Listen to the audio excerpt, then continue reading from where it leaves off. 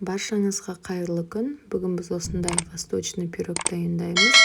Менің каналыма тіркелмеген болсаңыз тіркеліп, лайк басып, комментарий қалдыруды ұмытпаңыз. Алдымен осындай 250 грамм ұнға 1 шай қасық разрыхтелімізді қосып, 150 грамм бөлме температурасындағы сливочный майымызды қосып, осылай крошки дайындап аламыз. Және оған 10 грамм какаомызды осындай шоколадный тесто болу үшін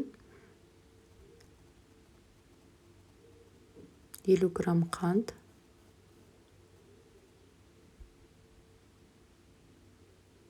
және бір жұмыртқаны қосып, бастарын біріктіріп аламыз. Міне біздің қамырымыз дайын. Неғұрам жақсы ұюы қанған сайын қамырымыз өте әдемі болады. Осылай мен де формамды майлап алдым. Және біркелкі етіп жайып шығып, формамызға салып аламыз. Енді 150 грамм грецкий орех және 100 грамм мейізімізді қосамыз.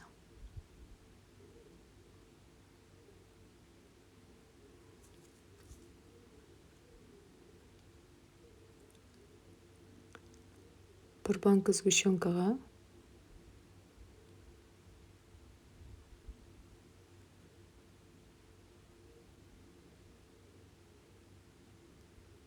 2 ас қасық вареный сгущенка қосамыз.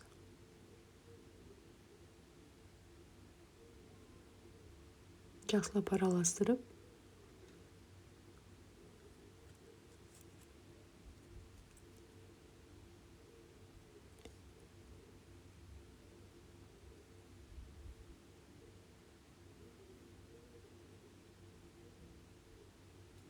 бетіне құйып шығамыз.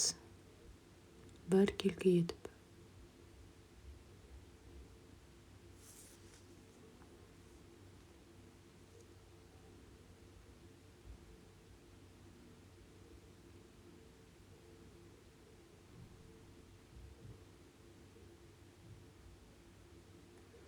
Міне біздің пирогымызды қызып тұрған 180 градус пеште 20-30 минутта пісіріп аламыз. Жасап көріңіздер. Ұнаса лайк басып, комментарий қалдырыңыз.